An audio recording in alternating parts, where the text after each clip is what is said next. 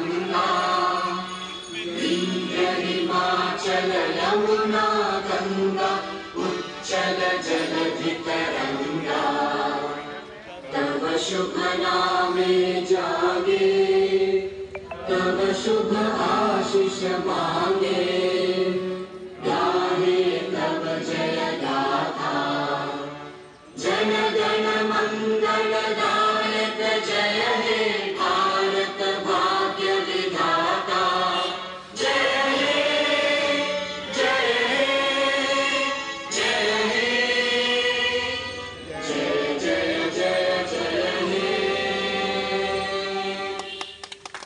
बहुत बहुत शुक्रिया। अब मैं दो बातें अपने नायब सदर खलील साहब से कहूँगा, 2 मिनट कहें। और हमारे इलाके के तमाम मोअज़्ज़िज़ शख्सियत यहाँ मौजूद हैं। आज खुशी का मौकाम है कि हमारे इलाके की कौंसलर आयशा कनीज़ साहिबा भी हैं। मैं अपने वाइस प्रेसिडेंट खलील अहमद साहब से कहूँगा 2 बातें कहें, हमारे जनरल सेक्रेटरी साहब कहेंगे और फिर हमारे इलाके के इरफान अली ताज साहब कहेंगे। जी खलील।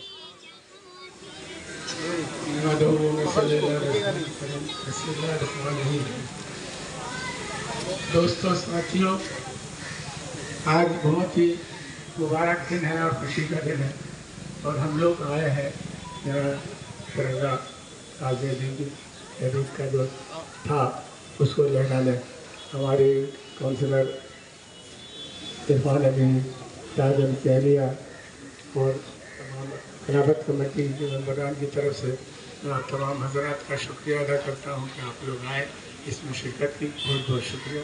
अल्लाह हाफ़िज़। उनको देंगे कि वो लोग जिंदगी में और भी कामयाब हो और भी तरक्की करें, ताकि उनके घर वालों का नाम रोशन हो, हम लोगों के वार्ड का नाम रोशन हो और पूरे मुल्क का नाम रोशन हो। तो मेरा खुश आइंद है। आज हम लोग यौम आज़ादी मनाने के लिए हम लोग यहाँ जमा हुए हैं।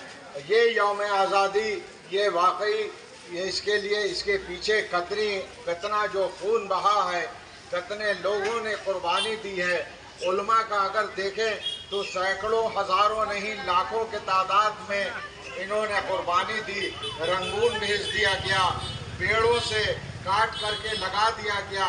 उनकी शहादत जो है वो बहुत थी।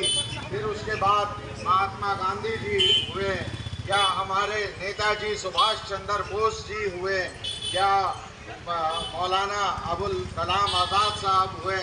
इनकी कुर्बानी वाकई इन्होंने रंग दिया है। इन्होंने नन वायलेंस का चैप्टर खोला है और नन वायलेंस यानी गैर तशद्दुद याफ्ता हिंदुस्तान बनाने का जो ख्वाब दिखाया था उसके ऊपर में हम लोग अभी तक कायम हैं और उसको इस गैर तशद्दुद पसंद ज़हनियत बनाने की हम लोग कोशिश कर रहे हैं।